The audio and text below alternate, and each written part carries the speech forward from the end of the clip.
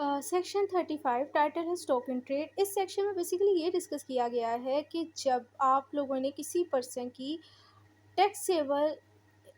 Tax liability calculate करनी है tax payer की, तो उसको कैलकुलेट करते वक्त उसकी स्टॉक एंड ट्रेड की वैल्यू किस तरह आपने डिटरमाइन करनी है। स्टॉक एंड ट्रेड बेसिकली ये है कि आपने एक साल के अंदर कितनी मालियत का सामान जो है वो बेचा है, और यानी कि आप सेल की बात हो रही है सेक्शन में, यानी टर्नओवर, सेल रिसिप्ट, सेल की, स्टॉक एंड ट्रेड, ये सारी एक ही चीज़ के लिए नाम है, पर यहाँ पर कानून में इसके लिए स्टॉक एंड ट्रेड का वर्ड यूज़ हुआ है। अब इसको कैलकुलेट करने की, अब टैक्स लायबिलिटी को कैलकुलेट करते वक्त इसको डिटरमाइन करना क्यों लॉजिकल है, इसकी वजह ये है कि टैक्स कभी भी आपकी सेल के ऊपर नहीं लगता। टैक्स हमेशा आपकी टैक्सेबल वैल्यू के ऊपर, टैक्सेबल इनकम पर लगता है, लेकिन टैक्सेबल इनकम हमें तभी पता चलेगी जब हमें उस बंदे की टोटल सेल यानी टोटल इनकम पता होगी। उसमें से बेसिकली जब हम उसके बिजनेस एक्सपेंसेस को डिडक्ट कर देंगे, मतलब वो डिडक्शन कर देंगे जो कि हमें अलाउ है एज़ पर सेक्शन 20, उसके बाद जो है वो हमें बेसिकली उसकी स्टॉक एंड ट्रेड की वैल्यू मिलेगी, उसकी सेल की वैल्यू लगे मिलेगी, सॉरी, उसकी जीपी की वैल्यू मिलेगी, और उसके बाद जो है वो हमने बेसिकली जीपी पे, ग्रॉस प्रॉफिट पे, टैक्सेबल इनकम के ऊपर ही टैक्स पे करना होता है। ये तो कॉन्सेप्ट है। इधर सेक्शन में बस सिर्फ इतना बताया हुआ है कि आपने जब किसी पर्सन की टैक्स लायबिलिटी डिटरमाइन करनी है ना, किसके ऊपर कितना टैक्स बन रहा है, तो उस टाइम हमने उसकी स्टॉक एंड ट्रेड की वैल्यू को किस तरह फाइंड आउट करना है। अब स्टॉक एंड ट्रेड की वैल्यू को निकालना क्यों ज़रूरी है इस टैक्स को डिटरमाइन करने के लिए, इसके लॉजिक मैंने बता दिया हो कि इसके ये हमें पता होगी तभी हमें जीपी पता होगी, और इसी के ऊपर बेसिकली हमें टैक्स पे करना होता है। अब इसको इधर से पढ़ते हैं, फिर एग्जांपल के साथ समझते हैं। वो कहते हैं कि जब भी आप किसी पर्सन का सोर्स ऑफ इनकम जो है वो बिज़नेस है, और उस सिचुएशन में उसकी इनकम के ऊपर आप टैक्स को डिटरमाइन कर रहे हो कि इसने कितना टैक्स पे करना है, तो इस सिचुएशन में उस बंदे की जो है वो स्टॉक एंड ट्रेड की वैल्यू, मतलब जितना मालियत का सामान उसने उस साल में बेचा है, उसको कैलकुलेट किया जाएगा इस फॉलोइंग फार्मूले के लिहाज से, ए प्लस बी माइनस सी। अब अगेन ये कि क्यों आप लोगों ने टैक्स को डिटरमाइन करने के लिए स्टॉक एंड ट्रेड की वैल्यू को फाइंड आउट करना है, क्योंकि टैक्स जो है वो आपने टैक्सेबल इनकम पर देना है, जीपी पे देना है, ना कि सेल के ऊपर। लेकिन वो तभी पता चलेगा जब हमें पहले सेल का पता होगा। तो इसलिए पहले सेल को निकालने के लिए स्टॉक एंड ट्रेड की वैल्यू को निकालना है हमने इस फॉर्मूले के लिहाज से, प्लस बी माइनस सी के लिहाज से। ए से मुराद ये है कि आपका ओपनिंग बैलेंस, मतलब जितना आपने जब कारोबार शुरू किया तो उस टाइम आपके पास कितनी मालियत का सरमाया था। बी से मुराद ये है कि आपने जो है वो कितनी मालियत का सरमाया और टैक्स ईयर के अंदर खरीदा। और सी से मुराद है ये आपका क्लोजिंग बैलेंस, मतलब at the end of the tax year कितनी मालियत का सरमाया आपके पास रह गया था। लेट्स सपोज़ एक पर्सन का जूतों का काम है,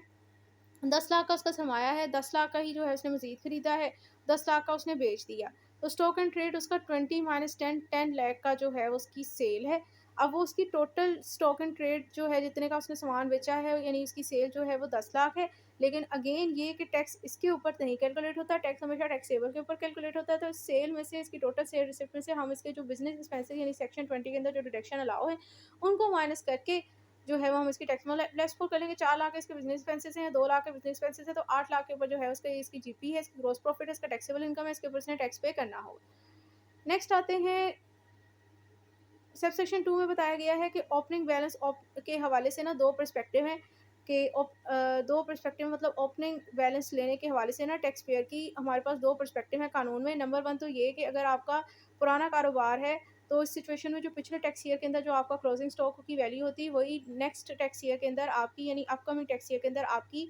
ओपनिंग बैलेंस की वैल्यू हो जाती है। लेट्स सपोज़ 2025 के टैक्स ईयर में मेरे पास 10 लाख का क्लोजिंग स्टॉक था, तो 2026 की टैक्स ईयर में मेरा वही 10 लाख जो है वो मेरा ओपनिंग बैलेंस बन जाएगा।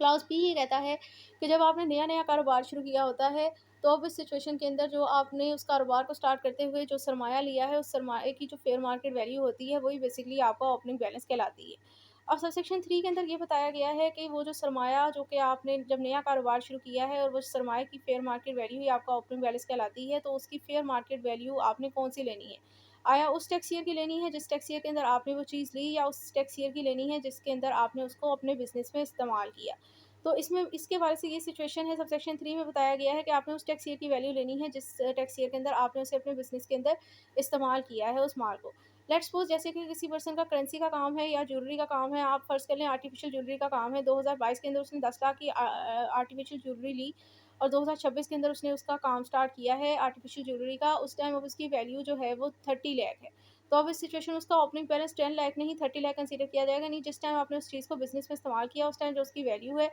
वही जो है वो आपके ओपनिंग बैलेंस की वैल्यू कहलाएगी।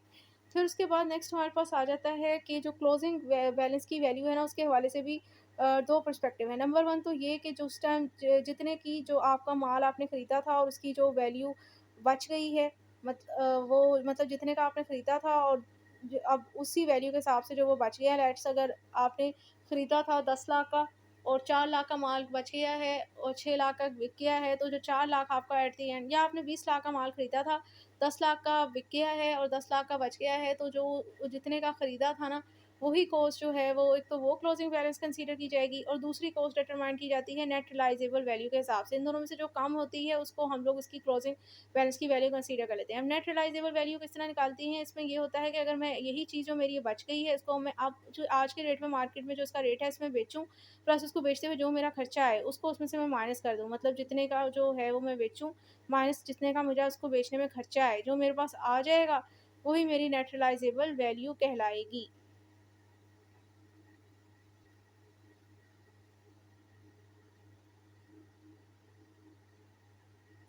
इसको हम एग्ज़ाम्पल से समझते हैं, यानी कि अगर किसी पर्सन का मार्केट उसका शूज़ का काम है,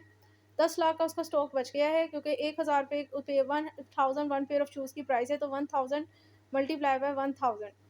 क्योंकि 1000 जूता उसके पास बच गया है और उस एक जूते की प्राइस जो है वो 1000 है, तो 1000 मल्टीप्लाई 1000 10 लाख का उसके पास माल बच गया है। अब इस सिचुएशन में एक तो उसके पास ये है कि वो अपना क्लोजिंग स्टॉक ये 10 लाख शो कर दे। दूसरी सिचुएशन ये है कि आप फ़र्ज़ कर लें कि अब जो है वो मार्केट डाउन जा रही है और अब एक जूते की प्राइस जो है मार्केट में 700 है, 800 है सॉरी, और उसको बेचने के अंदर जो है वो खर्चा लग जाएगा पैकेजिंग वगैरह में, फ़ी पेयर ऑफ शूज़ जो है वो 100 रुपीज़, यानी 800 माइनस 700। अब 1000 जो पेयर ऑफ शूज़ उसके पास पेयर बचे हैं, उसका माल बच गया है, तो 700 मल्टीप्लाई बाय 1000 जब आप करोगे तो 7 लाख है आता है। तो इसका मतलब ये है कि मेरे पास 2 हैं क्लोजिंग स्टॉक के हवाले से अब ऑप्शन, एक तो 7 लाख 7 लाख और दूसरा जो है वो 10 लाख। अब कानून ये कहता है कि इनमें से जो कम वैल्यू होती है ना, लो वैल्यू होगी, उसको हम क्लोजिंग स्टॉक कंसीडर करेंगे। यानी कि क्लोजिंग स्टॉक मेरा अब 7 लाख का बच गया है, नेट रियलाइजेबल वैल्यू के बेस के ऊपर, और जो 3 लाख का मेरा लॉस जा रहा है, ये मैं लॉस में क्लेम कर लूँगी। अब नेक्स्ट हमारे पास सबसेक्शन 5 ये कहता है कि जब आप लोगों ने किसी पर्सन का सोर्स ऑफ इनकम जो है बिज़नेस है और उस सिचुएशन और उसका जो मूड मेथड ऑफ अकाउंटिंग वो यूज़ कर रहा है वो कैश बेस है, तो इस टाइम उसकी स्टॉक एंड ट्रेड की वैल्यू को कैलकुलेट करते वक़्त आपके पास जो है वो 2 ऑप्शन होते हैं। यानी उसकी सेल वैल्यू को कैलकुलेट करते वक़्त ना आपके पास 2 ऑप्शन होते हैं, एक प्राइम कॉस्ट मेथड आप इस्तेमाल कर सकते हो, एक ऑब्जर्वेशन कॉस्ट मेथड इस्तेमाल कर सकते हो। अब prime cost method, observation cost method क्या होता है, इसको भी हम डिस्कस कर लेते हैं। प्राइम कॉस्ट मेथड ये होता है कि जिसमें जो आपने प्रोडक्ट बनाया, उस प्रोडक्ट को बनाते हुए जो आपकी लेबर प्लस मैन्युफैक्चरिंग कॉस्ट आई है, उन दोनों का सम जो है वो आपकी प्रोडक्ट की प्राइस कहलाती है। ऑब्जर्वेशन कॉस्ट मेथड में जो आपने प्रोडक्ट बनाया जिसको आप सेल आउट कर रहे हो, उस प्रोडक्ट की जो है वो प्राइस कंसीडर की जाती है सम ऑफ द 3 थिंग्स। नंबर 1 कि उसको बनाने में जो आपका मटेरियल लगा, प्लस जो लेबर पे खर्चा आया, प्लस जो दूसरे फैक्ट्री के चार्जेस है। अब इसको एग्जांपल समझते हैं, यानी कि अगर एक कुर्सी है, उसको बनाने में जो है वो 1000 रुपए की लकड़ी लगी, 1000 रुपए की लेबर कॉस्ट लगी, तो 2000 रुपए जो है वो प्राइम कॉस्ट मेथड के हिसाब से एक तो चेयर की आपकी प्राइस है। लेकिन अगर मैं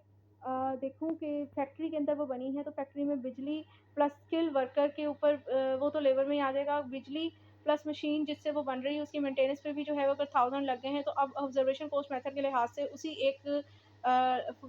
फर्नीचर की प्राइस जो है ना, उस चेयर की प्राइस जो है वो 3000 है। यानी आपके पास ऑप्शन है कि आप जो है वो अपनी एक चेयर की प्राइस जो है वो 2000 ले लें या 3000 ले लें, और उसके हिसाब से अगर आपके पास जितनी नंबर ऑफ चेयर हैं उसको इसी प्राइस के साथ मल्टीप्लाई करके आप अपनी सेल की वैल्यू को निकाल लें। यानी कि अगर मेरे पास 100 चेयर भी हैं, तो 2000 के हिसाब से 100 चेयर मल्टीप्लाई बाय 1000 चेयर है मेरे पास, और 200 सॉरी, मैं कितनी प्राइस आप लोगों ने निकाली थी, 2000 ना, 2000 शेयर है, 100 आपके पास 2000 प्राइस है फी चेयर और 100 शेयर है, तो 2 लाख का आपका स्टॉक एंड ट्रेड है, यानी कि 2 लाख की सेल है। और अगर 3000 के लिहाज से लगाऊँ तो फिर 3 लाख की सेल है। अब आपके ऊपर ऑप्शन है कि आपने कौन-सी अपनी सेल शो करनी है। नेक्स्ट हमारे पास आ जाता है कि अगर एक पर्सन का जो है वो mode of accounting accrual base है, तो अब इस सिचुएशन में जब वो अपनी प्राइस कैलकुलेट कर रहा है अपने स्टॉक एंड ट्रेड की, कॉस्ट कैलकुलेट कर रहा है, तो उस टाइम उसके पास एक उसको कैलकुलेट करते वक़्त एक ही ऑप्शन होता है, एक ही मेथड वो अडॉप्ट कर सकता है, वो है ऑब्जर्वेशन कॉस्ट मेथड। यानी अब इस सिचुएशन में भी अगर वही चेयर वाली मिसाल लें, तो अब उसने 3 लाख की ही अपनी स्टॉक एंड ट्रेड की वैल्यू को कैलकुलेट करना है, उसके पास ऑप्शन ही सिर्फ़ और सिर्फ़ यही है। अब नेक्स्ट हमारे पास आ जाता है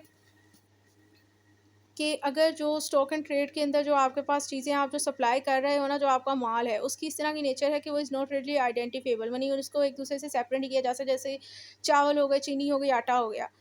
A person may account for that stock on the first out method or the average cost method। तो अब इस सिचुएशन में उसने अपनी ये स्टॉक एंड ट्रेड की वैल्यू को कैलकुलेट करते वक्त दो मेथड उसने इस्तेमाल कर सकते हैं, उनमें से एक तो फीफो और एक एवरेज कॉस्ट मेथड। अब फीफो और एवरेज कॉस्ट मेथड क्या होता है? फीफो ये होता है कि जो जैसे कि वो कहते हैं ना, पहले आए पहले पाएँ, मतलब जो चीज़ पहले नंबर पे आपके स्टॉक में थी, फीफो मेथड के नज़दीक वही कंसीडर किया जाता है कि वो पहले सेल आउट हो गई। और एवरेज के अंदर ये होता है कि दो चीज़ों का आप सम करें, उसको मल्टी डिवाइड करें 2 से, तो उसके बाद जो आपके पास वैल्यू आ जाती है वो एवरेज कॉस्ट मेथड होती है। यानी कि जो जितनी भी आपकी एवरेज किस तरह निकालते थे, जो कंपोज़िशन जो है वो औसत वाले क्वेश्चन होते थे मैथ के अंदर, तो उसमें हम इसी तरह निकालते थे ना कि जितनी हर चीज़ है आपके पास उनका सम निकाल के जितने नंबर थे उनसे डिवाइड कर देते थे। तो इसी तरह एवरेज कॉस्ट मेथड में इस तरह, इसको एग्जांपल के साथ समझते हैं तो आपको ज़्यादा बेहतर समझ आ जाएगा। यानी लेट्स सपोज़ अगर मेरे पास जो है वो 100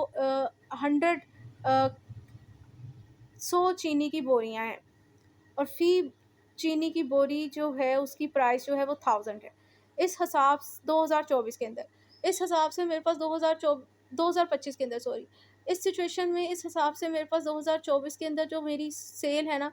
वो 100 मल्टीप्लाई बाय 1000 के हिसाब से 1 लाख बनी। और अगर अगर जो है वो मैं 2025 के अंदर भी मेरे पास 1000 चीनी की बोरी, सॉरी 100 चीनी की बोरियाँ हैं, और उस टाइम प्राइस जो है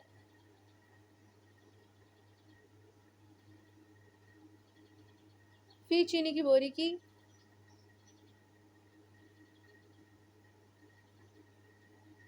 2000 है। यानी पहले जो है वो फ़ी 100 बोरियाँ थी और फ़ी बोरी की प्राइस जो है वो 1000 थी 2025 के अंदर। 2026 के अंदर जो है वो फ़ी चीनी की बोरी की प्राइस 2000 हो गई है। अभी मेरे पास 100 ही है।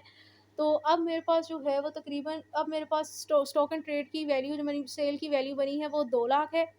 तो अब आप फ़र्ज़ कर लो कि मेरे पास जो है ना माल बिक जाता है, 150 चीनी की बोरी मेरी बिक गई है, अब मेरे पास 50 चीनी की बोरी रह गई है। अब फीफो के लिहाज से जो मेरी स्टॉक एंड ट्रेड की वैल्यू है वो ये होगी कि मेरी जो कि 150 बिक चुकी है, इसका मतलब कि पहली जो 2025 की मेरी 1000 रुपए वाली प्राइस वाली बोरियां हैं वो सारी बिक चुकी हैं। तो उसमें जो है वो ये कंसीडर कर लिया जाता है फीफो के लिहाज से कि जो चीज़ पुरानी थी वो पहले बिक गई है, पहला स्टॉक जो पुराना स्टॉक पहले ख़त्म हो गया है। तो अब इस सिचुएशन में जो मैंने अपनी सेल की वैल्यू निकालनी है ना, वो मैंने अब मेरी 150 बोरी तो बिक चुकी, इसका मतलब मेरा 1000 रुपए वाला तो माल बिक चुका। उस बेस पे अब मैंने इस तरह निकालनी है कि जो 50 है ना, उसको मैंने अब ये लास्ट वाली जो प्राइस है ना, उसके साथ मल्टीप्लाई करना है, यानी 50 मल्टीप्लाई बाय कितनी की एक बोरी कितनी प्राइस थी, एक बोरी की प्राइस कितनी थी 2000 ना, तो 50 मल्टीप्लाई बाय 2000 करना है। जो अब मेरे पास प्राइस आएगी फीफो के हिसाब से वो मेरी स्टॉक एंड ट्रेड की वैल्यू होगी। तो 50 मल्टीप्लाई बाय 2000 कट कर आता, सो फीफो के हिसाब से मेरी स्टॉक एंड ट्रेड यानी सेल की वैल्यू जो है वो 1 लाख है। अब एवरेज कॉस्ट के हिसाब से अगर हम देखें तो एवरेज कॉस्ट में पहले जो है वो पहली जो है वो लाख का माल था, फिर 2 लाख का माल था।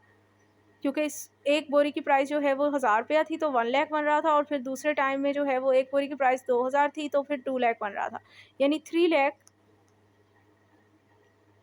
डिवाइडेड बाय जो प्राइस है, यानी कि पहले प्राइस की एवरेज डिवाइडेड बाय जो टोटल नंबर ऑफ बोरीज़ हैं उनकी एवरेज, यानी 200 1500। अब 50 मेरे पास बच गई हैं तो 1500 मल्टीप्लाई बाय 50 75,000। अब मेरे पास जो है इसके इसके हिसाब से जो है वो 75,000 है, और उसके हिसाब से कितना था 50 मल्टीप्लाई बाय 200,000 1 लाख। मतलब उसके फीफो के हिसाब से मेरे पास स्टॉक एंड ट्रेड की मेरी वैल्यू 1 लाख बन रही थी, और इसके हिसाब से मेरी 75,000 बन रही। अब अच्छा, अब आपके ऊपर है कि आपने कौन-सा मोड चूज़ करना है अपनी सेल की वैल्यू कैलकुलेट करने के लिए, या फीफो या एवरेज कॉस्ट मेथड। अब आप देख सकते हो कि अगर तो मैं फीफो यूज़ करती हूँ ना, तो मेरे पास ज़्यादा सेल बन रही है, और अगर मैं एवरेज कॉस्ट पे शो कर रही हूँ तो मेरे पास जो है वो कम सेल बन रही है। यानी अब इसमें से मेरे कुछ बिज़नेस एक्सपेंसेस भी लिख लेंगे। अब ज़ाहिर-सी बात है मैं कम को यूज़ करूँगी तो बिज़नेस एक्सपेंसेस भी निकालूँगी, तो फिर मेरी टैक्स भी कम बनेगा। अब यहाँ पर लाज़मी नहीं है कि आपने कम वाला यूज़ करना है, इधर मे का वर्ड लिखा हुआ था कि आपके पास चॉइस है टैक्स पेयर के पास कि उसने अपनी स्टॉक एंड ट्रेड की वैल्यू को निकालने के लिए कौन-सा मेथड यूज़ करना है। लेकिन जब वो कहते हैं आप एक दफ़ा चूज़ कर लेते हो, उसके बाद अगर आप चेंज करना चाहते हो ना, तो वो आप खुद से नहीं कर सकते जब तक आपको कमिश्नर इजाज़त ना देते, उससे आपको अपनी रिटर्न परमिशन लेनी होती है और वो भी उन कंडीशन में मिलेगी, जो कमिश्नर आप पे इम्पोज़ करेगा। अब अंडर दिस सेक्शन जो है वो अब कुछ टर्मिनोलॉजीज़ एक्सप्लेन की गई हैं, जो कि मैंने साइड बाय साइड पहले ही डिस्कस कर ली थी, लेकिन अब मैं वन बाय यहाँ पे डिस्कस कर जैसे ऑब्जर्वेशन कॉस्ट मेथड में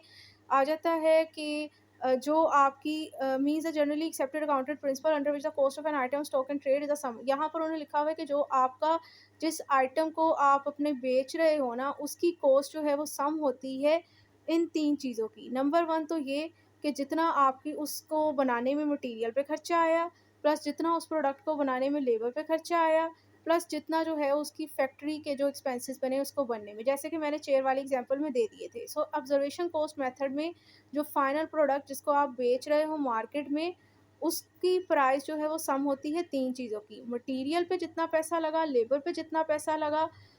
मटीरियल पे जितना पैसा लगा प्लस लेबर पे जितना पैसा लगा प्लस फैक्ट्री चार्जेस, ठीक है। एवरेज कॉस्ट मेथड जो है वो भी ये जनरली एक्सेप्टेड अकाउंटिंग प्रिंसिपल है, जिसके अंदर जो स्टॉक एंड ट्रेड की वैल्यू होती है, इसमें बता रहे हैं कि जो स्टॉक एंड ट्रेड की वैल्यू होती है ना, वो जो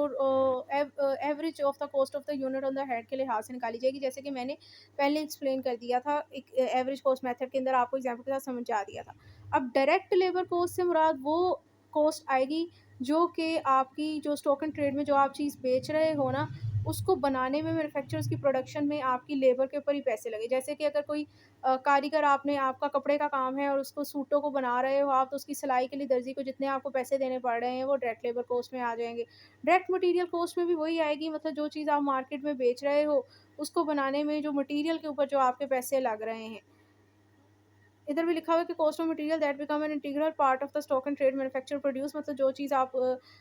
जो बेच रहे हो ना, उसको मैन्युफैक्चर प्रोड्यूस करने में जो आपके पैसे लग रहे हैं वो, और विच आर कंज्यूम्ड, और जो उसकी प्रोडक्शन और मैन्युफैक्चरिंग में उसको मतलब जो मटीरियल जो है वो बाकायदा उसको मटीरियल का हिस्सा बन गया है। जैसे कि अगर आप एक चेयर बना रहे हो तो उसके लिए जो लकड़ी आपने लिया वो उसी के अंदर इस्तेमाल हो गई, मतलब वो पैसा जो कि जो चीज़ आपने बेचनी है, सप्लाई करनी है, उसको बनाने में उसके मटीरियल के अंदर ही लग गया है, या वो मटीरियल जो कि उसका हिस्सा बन गया है उस फाइनल प्रोडक्ट का, उसमें जो पैसा आपका लग गया है वो डायरेक्ट मटीरियल कॉस्ट में आ जाता है। फैक्ट्री ओवरहेड कॉस्ट में वो total cost of manufacturing producing store other than direct labour. अच्छा, इसके अंदर जो है वो डायरेक्ट लेबर और डायरेक्ट मटीरियल कॉस्ट नहीं आते, इसमें सिर्फ़ और सिर्फ़ वो ही कॉस्ट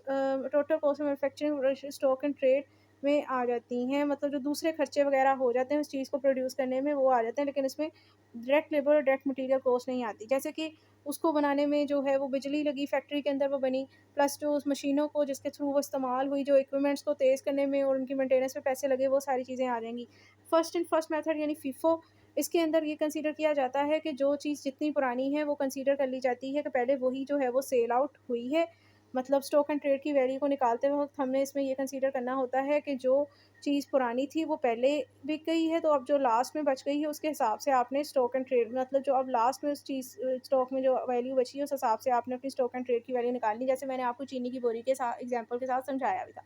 प्राइम कॉस्ट मेथड में जो है वो पहले मैंने एक्सप्लेन किया है कि इसमें जो आपकी स्टॉक एंड ट्रेड की वैल्यू होती है, वो सम होती है 2 चीज़ों का, मटीरियल कॉस्ट का और डायरेक्ट लेबर कॉस्ट का, और इसके वेरिएबल फैक्ट्री ओवरहेड कॉस्ट इसमें आ जाती हैं, मतलब और इसमें कोई चीज़ नहीं आती। अब वेरिएबल फैक्ट्री ओवरहेड कॉस्ट में इसकी डेफिनेशन बताई गई है। ये बेसिकली ये है कि means the those factory overhead cost which very directly with changes in the volumes, तो मतलब ये अमाउंट जो है वो चेंज होती रहती है आपकी नंबर ऑफ प्रोडक्शन मैन्युफैक्चरिंग की आइटम के वॉल्यूम के साथ, यानी इसके साथ डायरेक्टली प्रोपोर्शनल होती है। मतलब जितना, जैसे कि एक फैक्ट्री के अंदर अगर कपड़े वगैरह बन रहे हैं, तो जितने कपड़े बनेंगे उतनी ही बिजली भी ज़ाहिर है लगेगी, मशीनें वगैरह चलेंगी। तो जितने नंबर ऑफ़ यूनिट्स, जितने नंबर ऑफ़ सूट या नंबर ऑफ़ चेयर बनेंगे, तो उसके ऊपर जितनी अब बिजली वगैरह लगेगी वो उसके साथ ही चेंज हो रही है। मतलब जितना काम फैक्ट्री में लोड है उतना ही, ज़ाहिर-सी बात है, आप बाकी दूसरी चीज़ों भी इस्तेमाल करोगे उन पर भी पैसा लगेगा। तो ये जो है वो उसके साथ जो आप चीज़ प्रोड्यूस कर रहे हो, मैन्युफैक्चर कर रहे हो, उसके साथ ना इसकी वैल्यू उसके ऊपर डिपेंड करती है, यानी डायरेक्टली प्रोपोर्शनल होती है। यानी कि अगर आप एक 100 सूट बना रहे हो और 100 सूट के ऊपर आपकी 1 लाख की बिजली लग रही है मशीनें इस्तेमाल करते हुए, और 10 लाख के जो है वो आपके टोटल ड्रेसेस हैं और लेबर जो कारीगर काम कर रहे हैं उनको 5 लाख दिए जा रहे हैं, तो टोटल आपका 16 लाख का जो है वो प्राइम कॉस्ट मेथड के हिसाब से आपका बिल बनेगा। और स्टॉक एंड ट्रेड की अगर हम बात करें तो उसमें कहते हैं कि means anything produce, manufacture, purchase और अदरवाइज़ एक्वायर्ड फॉर, इसमें आ जाता है हर वो चीज़ जो कि प्रोड्यूस की जाती है, मैन्युफैक्चर की जाती है या हासिल की गई है मैन्युफैक्चरिंग और सेल और एक्सचेंज के पर्पज़ के लिए। जैसे यानी कि अगर कोई चीज़ जो कि आपने एट द एंड चीज़ें लेकर बनाई या जो चीज़ आपने खरीदी ही कोई चीज़ प्रोडक्ट को प्रोड्यूस करने के लिए है, तो वो स्टॉक एंड ट्रेड के अंदर आ जाते हैं। जैसे कि हम लोग देखते हैं कि कुछ लोग ना सामान लेकर आते हैं, उससे उन्होंने कुछ प्रोड्यूस करना होता है। तो जब अगर आपने किसी चीज़ से कुछ लेके कुछ प्रोड्यूस करना है, तो वो भी स्टॉक एंड ट्रेड में आ जाता है, या फिर जो चीज़ आपने at the end last product आपका आउटकम आया है, वो भी स्टॉक एंड ट्रेड के अंदर आ जाता है। And any material or supply to be consumed in the production manufacturing process, या इसी तरह वो चीज़ जो कि आपको सप्लाई की जा रही है, जो कि मैन्युफैक्चरिंग प्रोसेस में इस्तेमाल होंगी, वो भी स्टॉक एंड ट्रेड के अंदर, लेकिन does not include stock and share, लेकिन स्टॉक एंड शेयर नहीं आएगा। सो यही हमारे पास जो है सेक्शन 35 कंप्लीट हो गया है। नेक्स्ट वीडियो लेक्चर में इंशाल्लाह नेक्स्ट पोर्शन को कवर करेंगे। इसके साथ हमारा ये वाला पोर्शन जो है वो कंप्लीट हो गया है।